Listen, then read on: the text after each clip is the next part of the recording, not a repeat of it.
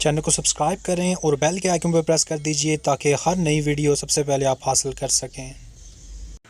ایک بار درود پاک پڑھ کے کمنٹس میں اللہ لکھتے ہیں۔ اللہ تعالیٰ میری زبان پر کلمۃ الحق جاری فرمائے۔ حضور کا سفر معراج عظمتوں رفعتوں پر مشتمل تھا، اور جن بلندیوں پر حضور فائز کیے گئے اور جو مقامات رفیع آپ کو عطا کیے گئے وہ حضور کا ہی مقصود تھا، اور ان بلندیوں تک نہ حضور سے پہلے کوئی پہنچا نہ حضور کے بعد کوئی پہنچ سکتا ہے۔ انسانی عقل بے بس ہے، خرد فہم اور انسانی ساری پہنچ وہاں جو ہے وہ پر سوختہ ہے، حتیٰ کہ سردار نوریاں حضرت جبریل امین بھی سدرہ پر ہاتھ باندھ کے عرض گزار ہوتے ہیں، لو دنوت خطوۃ لاحترقت، اگر میں ایک قدم بھی آگے بڑھتا ہوں تو میرے پر جلتے ہیں۔ جہاں جبریل کے پر جل رہے تھے میرے محبوب وہاں بھی چل رہے تھے، اور پھر وہاں تک پہنچے کہ جہاں کسی کا خیال اور تخیل بھی پرواز نہیں کر سکتا۔ میں نے جو آپ کے سامنے ان دو نشستوں میں چیزیں رکھی ہیں ان پر آپ کی نظر ہو تو مضمون کو آگے ہم لے جاتے ہیں کہ ارشاد فرمایا کہ ہم نے رات کے مختصر حصے میں مسجد حرام سے مسجد اقصیٰ تک، وہ مسجد اقصیٰ جس کے اطراف میں ہم نے برکتیں رکھی ہیں، اپنے بندہ خاص کو، اپنے عبد محبوب کو سیر کرائی تاکہ اپنے عجائب قدرت کی اسے نشانیاں دکھائیں۔ مسجد حرام سے مسجد اقصیٰ تک کا یہاں بیان ہوا ہے اس آیت کریمہ میں۔ حضرت ابو حیان اندلسی علیہ رحمہ تفسیر بحر المحیط میں لکھتے ہیں کہ جب حضور علیہ السلام تشریف لائے معراج سے واپس، تو سب سے پہلے جس کو حضور نے یہ کہانی سنائی وہ حضرت ام ہانی تھی۔ تو یہ عجیب داستان سننے کے بعد انہوں نے جس تشویش کا اظہار کیا حضور سے وہ یہ تھی کہ آپ اس بات کو لوگوں کے سامنے نہ رکھیں، اس لیے کہ لوگ اس کا انکار کر دیں گے۔ تو اگرچہ انہیں یقین تھا کہ جو حضور کہہ رہے ہیں سچ کہہ رہے ہیں، لیکن جو محبت کرنے والے ہوتے ہیں ان کا خیال ہوتا ہے کہ جن سے ہم محبت کر رہے ہیں ان کو جھٹلایا نہ جائے، ان کی تکذیب نہ ہو۔ اگرچہ وہ اس امر میں درست بھی ہیں، تو ام ہانی نے اس جذبہ صادقہ کے تحت حضور سے گزارش کی کہ حضرت آپ اس کو لوگوں کے سامنے نہ رکھیں، اس کی تکذیب کی جائے گی، انکار کیا جائے گا اور اس بہانے آپ کا تمسخر اڑایا جائے گا۔ لیکن حضور اللہ کی طرف سے معمول تھے، اس لیے حضور نے یہ کہانی لوگوں کے سامنے رکھی۔ تو جب آپ نے یہ کہانی بیان فرمائی تو پھر اس کے بعد بڑا پیگنڈا بھی ہوا۔ وہ روایات میں آتا ہے کہ ابو جہل ڈھول لے کر کے مکے کے بازاروں میں پیٹتا تھا اور لوگ جمع ہوتے تھے تو یہ بات سناتا تھا۔ تو جب پھر اس پہ انکار ہوا، اس پہ تمسخر ہوا، علامہ آلوسی شکری بغدادی روح المعانی میں لکھتے ہیں کہ کچھ کچے لوگ منحرف بھی ہو گئے۔ تو جب انکار اور تردد پیدا ہوا تو پھر یہ آیت کریمہ نازل ہوئی، سبحان الذی اسری بعبدہ۔ تو اللہ تعالیٰ نے اپنے محبوب علیہ السلام کی تائید میں اس آیت کریمہ کا نزول کیا۔ تو یہاں جو بیان فرمایا ہے وہ مسجد حرام سے مسجد اقصیٰ تک کی کہانی ہے، جبکہ حضور علیہ السلام کا معراج مسجد اقصیٰ سے آگے تک ہے۔ ثم عرج بنا الی السماء، حضور میں آسمان پر بھی لے جایا گیا۔ تو سورہ النجم کے اندر جو ہے وہ حضور کے دوسرے سفر کا تذکرہ ہے، اس کی تفصیلات ہیں، اور احادیث طیبہ مشہورہ صحیحہ میں حضور کے سفر کی تفصیلات موجود ہیں۔ تو یہاں صرف اتنی بات بتائی، چونکہ وہ اتنی بات کو بھی ہضم کرنے کے لیے آمادہ نہیں تھے۔ انہوں نے کہا کہ ہم مانتے نہیں ہیں کہ یہ اتنے طویل قلیل عرصے کے اندر اتنی دور آپ گئے بھی ہیں اور پلٹ کے بھی آئے ہیں، تو آپ ہمیں ہماری نشانیوں کے بارے میں کچھ اس کے بارے میں بتائیں۔ مسجد اقصیٰ انہیں پتا تھا کہ حضور نے بچپن یہاں گزارا ہے، لڑکپن یہاں گزارا ہے، جوانی یہاں گزری ہے، تو یہ تو اس طرف گئے ہی نہیں ہیں۔ انہوں نے کہا کہ آپ مسجد اقصیٰ کے بارے میں کوئی بتا سکتے ہیں ہم اگر تفصیلات پوچھیں؟ تو حضور نے فرمایا کیوں نہیں، میں بتا سکتا ہوں، چونکہ میں دیکھ کے آیا ہوں، تو آپ اس کے بارے میں پوچھیں، سوال کریں، میں جواب دیتا ہوں۔ انہوں نے کہا اچھا پھر آپ بتائیں کہ مسجد اقصیٰ کے شہتیر کتنے تھے، بالے کتنے پڑے تھے، کھڑکیاں کتنی تھیں؟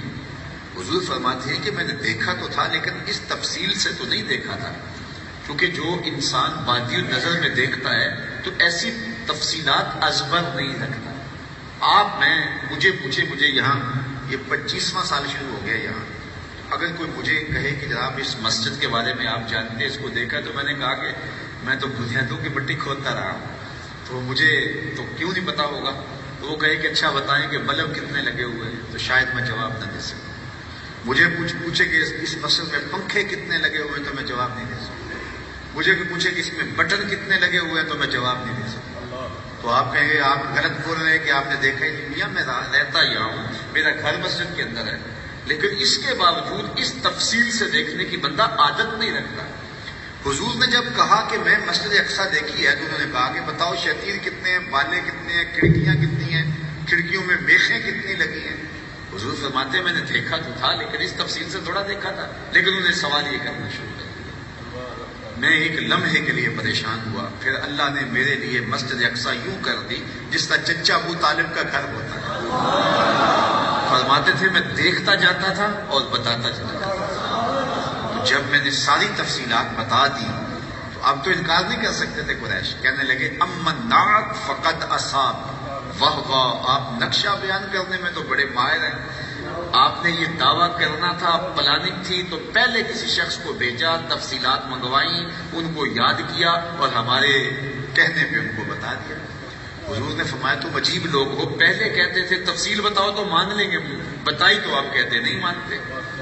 کہنے لگے اچھا یہ تو ہمارا گمان ہے کہ آپ نے کسی مشاط شخص کو بھیج کے، کسی سیانے شخص کو بھیج کے تفصیلات منگوا کے پہلے سے یاد کی ہیں۔ آپ ایسا کریں کہ ہمارے کچھ قافلے جا رہے ہیں شام کی جانب، تو ان کے بارے میں آپ بتا دیں تو وہ ہم نہیں گمان کر سکیں گے کہ کسی سے تفصیلات منگوائی۔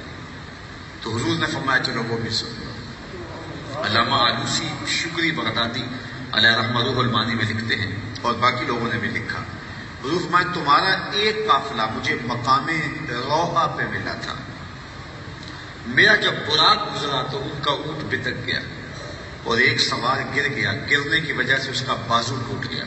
جب واپس پلٹے قافلہ تو پوچھ لینا کسی کا بازو ٹوٹا تھا یا نہیں ٹوٹا تھا۔ کہنے لگے حاضری آیا، یہ ایک نشانی ہو گئی، باقی جب وہ قافلہ آئے گا تو ہم پوچھ لیں گے۔ فرمایا تمہارا فلاں قافلہ مجھے فلاں موقع پہ ملا تھا، فلاں جگہ پہ ملا تھا، اور ایک قافلے کے بارے میں فرمایا وہ مجھے مقام تنعیم کے تھوڑا آگے ملا، اور یہ تو جو ہی سورج غروب ہوگا تو وہ مکے میں داخل ہو جائے گا، اور اس کی نشانی یہ ہے بورے رنگ کے دو اونٹ ہیں، ان پر دھاری دار بوریاں لدی ہیں اور وہ اونٹ آگے آگے چل رہے ہیں۔ انہوں نے کہا یہ تو کلی پہ سرسوں جمانے والی بات ہے۔ پہاڑ پہ چڑھ کے اس قافلے کا انتظار کرنے لگے، اور جو ہی سورج درد غروب سے زرد ہوا ابھی تک قافلے کے آثار دکھائی نہیں دے رہے تھے۔ مسلمان بھی ٹو میں تھے، کفار کے دل اچھلنے لگے خوشی سے کہ ہم تکذیب کریں گے، آج تک کوئی بہانہ نہیں ملا تکذیب کرنے کا، آج مل جائے گا تو کہیں گے کہ تم نے غلط کہا تھا، تو پھر کام ہمارا ہو جائے گا، لوگوں کو گمراہ کرنا آسان ہوگا۔ ادھر اہل ایمان کے دل بھی ڈولنے لگے کہ آقا نے تو سچ کہا تھا، ہو سکتا ہے قافلہ کسی وجہ سے لیٹ ہو جائے، اور یہ ساری زندگی جان نہ چھوڑے تو کوئی تھوڑا تھوڑا حضور کے پاس آیا۔ حضور سورج غروب ہونا چاہ رہا ہے، سورج اپنی آخری کرنیں لپیٹ رہا ہے، درد غروب سے اس کا رنگ بھی زرد ہو گیا ہے، تو قافلہ ابھی تک دکھائی بھی نہیں دے رہا، اور کافر ہیں کہ خوش ہو رہے ہیں اور ناچ رہے ہیں خوشی سے۔